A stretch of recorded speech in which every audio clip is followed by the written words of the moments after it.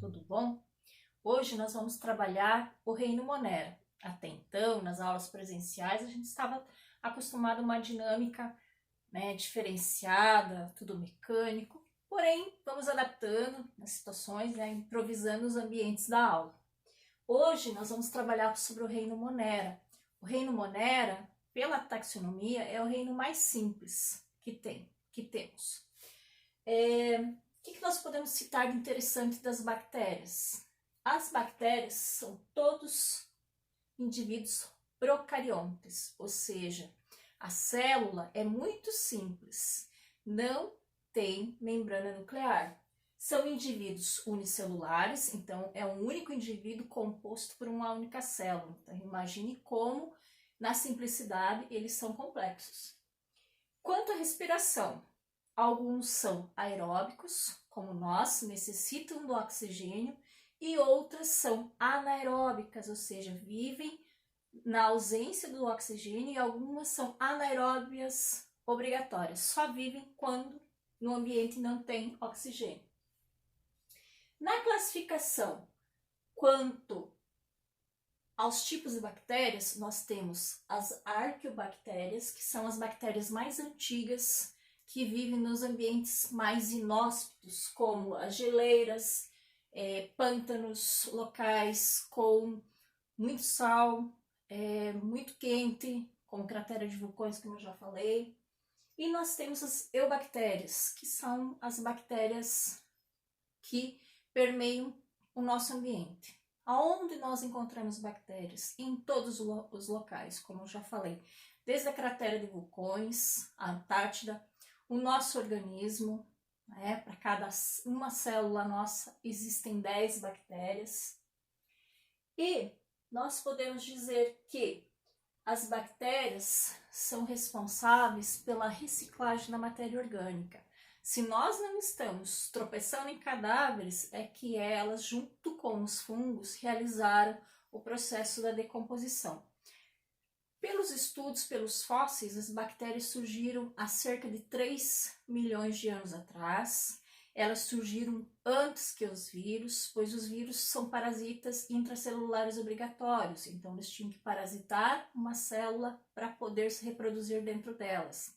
As células servem tanto de uma forma positiva, nos auxiliando dentro da biotecnologia, na reciclagem da matéria orgânica, mas tem algumas que são maléficas, que são as parasitas que causam doenças que a gente chama de bacterioses. Seguindo aqui, como que é o esquema, a estrutura de uma bactéria? Uma bactéria é muito simples, como eu já falei, unicelular, ela tem uma membrana nuclear à base de carboidratos. Ela pode ter um material de locomoção, flagelo ou vários cílios. Tem a parte intermediária de qualquer célula que nós chamamos de citoplasma, que ela vai ter de interessante os plasmídeos, que seriam o material genético, ela só possui DNA. Como é um organismo muito simples, ela tem que estar adaptada a diverso ambiente que ela esteja. Os ribossomos, para fazer as proteínas, para ela conseguir se reproduzir, E o material genético, como eu já falei, ela pode utilizar para se reproduzir. Seguindo com a questão da reprodução, todo ser vivo ele necessita se reproduzir, continuar a sua espécie. Como as bactérias são seres muito simples, elas podem se reproduzir basicamente por 2 processos. O processo assexuado e o processo sexuado. O processo sexuado, elas trocam material genético com o meio externo. Nós temos a conjugação, quando a bactéria se aproxima da outra, por um cíliozinho, uma estrutura como se fosse uma pontinha, ela faz ligação com a outra bactéria e ela troca material genético, ela troca plasmídio. Transformação seria o outro processo de reprodução sexuada, quando ela incorpora o DNA do meio ambiente. Uma outra bactéria que já morreu, ela vai lá e absorve para ter a variabilidade genética. E a transdução é quando ela tem é a participação de um vírus. Um vírus fornece material genético para ela. Tá? Então, são processos mais diversificados das células para que elas sobrevivam no meio ambiente. Essas bactérias, quando se reproduzem por reprodução sexuada, são bactérias que causam uma certa dor de cabeça para o ser humano, porque elas são superbactérias. É muito difícil a ação dos antibióticos, elas se tornam resistentes. Um exemplo é a KPC, que é a bactéria carniceira, que destrói a carne, né? Os antibióticos não têm uma ação direta sobre elas. É muito complicado, as pessoas normalmente acabam falecendo quando são infectadas com a KPC. Seguindo aqui, as bactérias que se reproduzem de uma forma assexuada, elas se reproduzem por clonagem. Então, uma se divide ao meio, primeiro ela duplica o material genético, ela se divide ao meio, aquelas duas se dividem ao meio, ou seja, de uma dá duas, dá 4, dá 16, 64, 512 e assim por diante. E esse processo é muito rápido. É um processo que dura em cerca de em torno de 20 minutos a 30 minutos. Então, é um processo de replicagem. Ela copia, ela faz clones exatamente iguais a ela. Não tem variabilidade genética como na reprodução sexuada, ok? Quando eu falo na reprodução assexuada, o processo nós chamamos de cisparidade, quando ela se divide ao meio, ou quando, para sobreviver no ambiente mais inóspito, ou no ambiente não favorável, que ela não tenha matéria orgânica, não tenha alimento, ela pode se reproduzir por esporulação. Esporo é uma célula reprodutiva que consegue sobreviver no organismo ou fora dele por muito tempo. Um exemplo bem claro é o Clostridium tetani. Né? O esporo consegue sobreviver por mais de 10 anos no meio. Pode estar na poeira, pode estar num objeto. Ele só vai conseguir manifestar atividade vital quando ele encontrar um organismo que forneça matéria e energia para ele. Tá? Então, esporulação é uma forma de sobrevivência, tá? Para as bactérias. Por isso que eu digo que são seres extremamente simples, mas seres que são sobreviventes. Se um dia houver a extinção das espécies no planeta, elas são as últimas que serão extintas. Como que essas criaturas tão simples sobrevivem? Elas têm que comer. Elas têm que absorver energia do meio ambiente. Então, a nutrição delas é muito simples. Pode ser através do parasitismo, quando ela absorve tecido, sangue, material genético, tudo que sirva como fonte de energia de outro organismo vivo. É um tipo de bactéria que causam as doenças, são as bacterioses. Então, a bactéria que se nutre por parasitismo, ela vive às custas de outro ser vivo. Saprofitismo, elas são muito importantes na natureza. Elas decompõem a matéria orgânica, elas são saprófitas, ou seja, elas putrefam a matéria orgânica. Tudo que é vivo, elas apodrecem. Cortei a grama, empilhei lá no monte, de repente, um montinho, de repente some. Por quê? As bactérias se alimentaram da grama. Os cadáveres, né? Aos poucos vão sendo absorvidos. Quem absorve os nutrientes dos cadáveres? As bactérias. Então, essas bactérias têm um papel de suma importância na reciclagem da matéria orgânica. Mutualismo, mutuário, aquele que vive em outro lugar, ou seja, aquele que vive associado a outro organismo. Tinha uma propaganda da Caixa Econômica, o mutuário da casa própria, então aquele que vive numa casa que é sua. O caso do mutualismo, ou simbiose, é quando os organismos se associam fisicamente.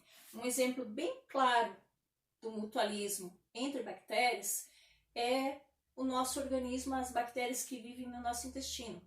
Elas têm casa, comida e roupa lavada e nós temos um benefício de tê-las lá no nosso intestino, que é a absorção de nutrientes, principalmente de vitaminas. Então, é uma associação benéfica entre dois organismos.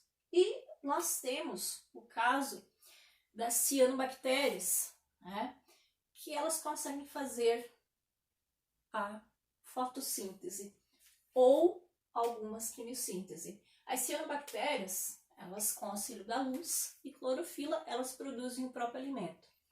Já as bactérias que são quimiosintetizantes, o que elas fazem? Elas fazem um processo de fermentação. Esse processo de fermentação, a gente consegue observar um sapato, um pezinho que fica o dia inteiro calçado, e esse sapato não é trocado todo dia, pode surgir o famoso chulé. O chulé é um exemplo de fermentação, um processo químico das bactérias. O famoso cheiro de asa, que vocês já ouviram falar, também é um processo de quimiossíntese bem conhecido entre as pessoas, pelo menos já ouviram falar. Como que essas criaturas se apresentam na natureza? Elas têm um formato, elas têm uma forma. E pela taxonomia, a gente classifica os seres vivos de acordo com alguns critérios. A classificação das bactérias é pela morfologia, ou seja, pela forma que elas apresentam. Algumas vivem sozinhas, vivem isoladas. Nós chamamos de bactérias de vida livre. São os bacilos, tem uma forma de um bastão. Os vibriões, a forma de uma vírgula. As espiroquetas ou espirilos têm a forma de uma espiral, de uma molinha. Bacilo de Koch, bacilo da tuberculose, que é bastante conhecido. O vibrião colérico, que causa cólera, uma diarreia intestinal intensa. E as espiroquetas, um exemplo são as infecções intestinais. As que vivem sozinhas, normalmente são dos aspectos cocos, ou seja, arredondadas. Diplococos, diplo 2 cocos que vivem unidos. Sempre que eu falar em união, eu me refiro à colônia. Na biologia, quando eu me refiro a uma colônia, é uma união física entre indivíduos. Eles são unidos anatomicamente. As sarcinas formam um quarteto, são 4 cocos unidos. Estafilococcus, muito comum em algumas infecções, tem o formato de um cachinho de uva. E o Streptococcus, todo mundo provavelmente já foi apresentado, forma um colarzinho, um aspecto de uma fileira. Streptococcus é muito comum em infecção de garganta, a famosa faringite. Como eu já falei em algumas infecções, o único medicamento que combate as infecções são os antibióticos. Os antibióticos, há uma restrição muito grande, justamente porque algumas bactérias ficam resistentes ao uso inadequado de antibióticos. Por quê? Elas se reproduzem a cada 20, a cada 30 minutos. Por isso que todo antibiótico deve ser prescrito pelo médico e seguido à risca pelo paciente o horário da ingestão do antibiótico. Por quê? Caso tenha um espaço muito grande entre uma ingestão e a outra, o que acontece? Elas se reproduzem e elas começam a ficar resistentes àquela substância. Para que uma simples infecção de garganta não se torne uma pneumonia mais tarde, é isso que tem uma restrição tão grande quanto ao uso de antibióticos. Então lembre, questão de prova, o único medicamento usado para combater as bactérias são os antibióticos. E nós temos uma gama muito grande de antibióticos. Nós temos a penicilina, que é o mais conhecido de todos, Mas como que eu sei que de tal infecção eu vou ter que fazer o uso de um X antibiótico? Quem vai prescrever isso vai ser o médico, mas ele vai se basear na coloração GRAM, Foi um microbiologista que observou o comportamento, a espessura da membrana nuclear. Vocês sabem que quando o antibiótico ele age numa bactéria, ele destrói a membrana membrana plasmática e ela não consegue se reproduzir, então ela é inutilizada. Para que o antibiótico haja nela, é feito o teste de GRAM. É muito simples, é feita uma cultura de bactérias, numa placa Petri, colocada a coloração de GRAM, as que são positivas ficam violeta e as que são negativas ficam vermelha. Então, a plaquinha que ficar violeta são bactérias gram positivas. Essas bactérias têm uma membrana plasmática mais reforçada. Então, tem que usar um antibiótico de amplo espectro. Se é uma bactéria gram-negativa, a coloração da plaquinha Petri vai ficar vermelha. Então, é uma bactéria que tem a membrana plasmática mais fininha e os antibióticos agem mais rapidamente. Uma penicilina já ajuda nesse caso. Ok, pessoal? Então, é algo bem simples. Espero ter sido bem eloquente na minha explicação. Muito obrigada. Um abraço a todos. Com carinho, professora Dirce.